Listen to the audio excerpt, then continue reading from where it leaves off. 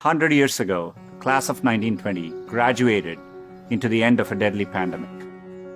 50 years ago, the class of 1970 graduated in the midst of Vietnam War. And nearly 20 years ago, the class of 2001 graduated just months before 9/11. There are notable examples like this. They had to overcome new challenges, and in all cases, they prevailed. The long arc of history tells us we have every reason to be hopeful. So, be hopeful. I grew up without much access to technology. We didn't get our first telephone till I was 10. I didn't have regular access to a computer until I came to America for graduate school.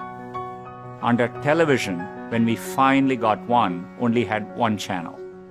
So imagine how awestruck I am today to be speaking to you on a platform that has millions of channels. By contrast, you grew up with computers of all shapes and sizes. The ability to ask a computer anything, anywhere, the very thing I've spent my last decade working on, is not amazing to you. That's okay. It doesn't make me feel bad.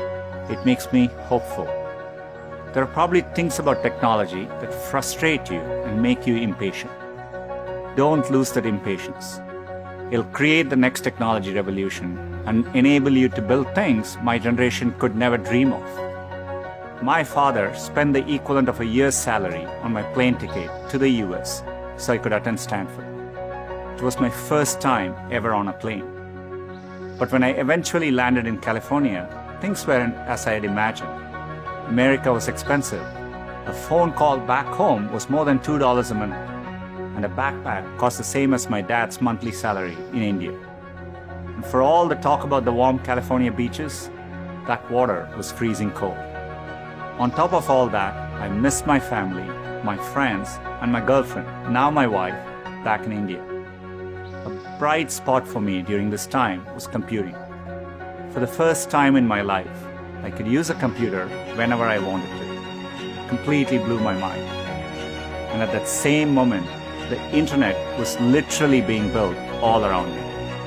The year I arrived at Stanford was the same year the browser Mosaic was released, which would popularize the World Wide Web and the internet. The summer I left was the same summer that a graduate student named Sergey Brin met a prospective engineering student named Larry Page. These two moments would profoundly shape the rest of my life. But at the time, I didn't know it. It took me a while to realize that the internet would be the single best way to make technology accessible to more people. And as soon as I did, I changed course and decided to pursue my dreams at Google.